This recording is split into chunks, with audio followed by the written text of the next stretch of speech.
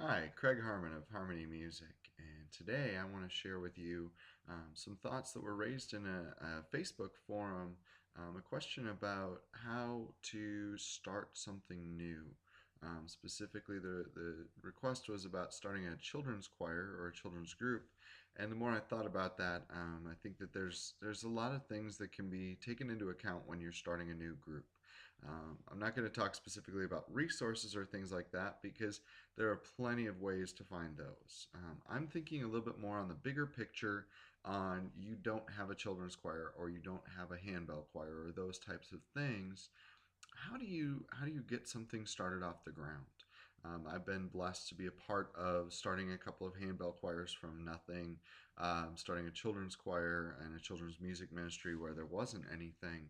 And so there's some things that I've done and some ideas that I've had that have worked and I think could work in your situation as well if that's where you're at. The first thing is pretty simple. Find out what the audience or the interest is. If you're at a church that has a lot of children, then a children's choir is probably going to be something that could work. If you're at a church that regularly has 3 or 4 children showing up, then you may want to look at something else. But talking to parents if you're starting a children's choir, talking to those people who are interested if you're starting a handbell choir or a singing choir, finding out what it is that they're wanting to do and what their commitment level is. Because when you're asking people to volunteer, you're looking at what fits their commitment level. So after you've done that, and after you've found what your interest level is, your commitment level is, then comes the hard part: finding a time to rehearse. Whether there's something already established in your church, that's a great way to pick up on what's already being done, or asking people what's going to work best for them and trying to fit what works best for them. Those are really the two ways to go. Figuring out whether you can piggyback off something, a Bible study or already activities for families that's already going on, or if there's a night of the week or a different day or time that works for a majority of people. You have to realize in this that not everyone's schedules are going to be 100% overlapping and 100% fitting, but you have to try to fit what the majority can do. That way you've got the best opportunity starting out that you can draw from, and you can start to build from there. Because initially you're going to have people that might be interested that may not show up just because it's new and they don't know what it is and what it could look like. And so over time that can start to build. The third thing is to create some kind of interest generator.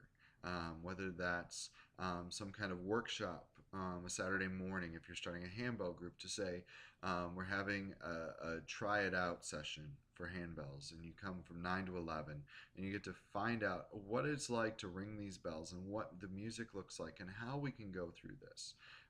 Or one of the things I did this past summer to start a children's music ministry, I had a 3-day music camp. Very simple, very easy way to go to generate interest, to say, by the way, if you really had fun doing this, we're putting on a choir starting in September. Come and join us.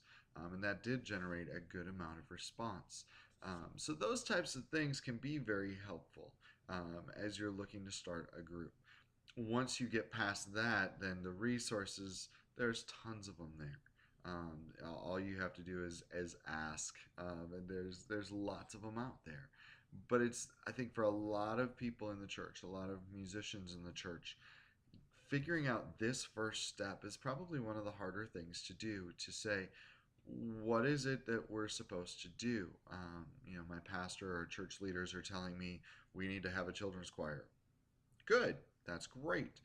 But you have to then get to the logistical, nitty gritty type of details of how many are interested, what's a realistic number that you can work with. I think that's part of the challenge too, is figuring out what is your baseline. At a previous church I was at, I had 4 that were regularly coming to my children's choir. And I made that work, partially because there was a tradition in that church of having a children's choir. And so that worked. It was challenging having 4, especially having them sing in front, but it was doable. And so you have to figure out then, as the director, as the leader, what it is that you're willing to work with as your minimum baseline.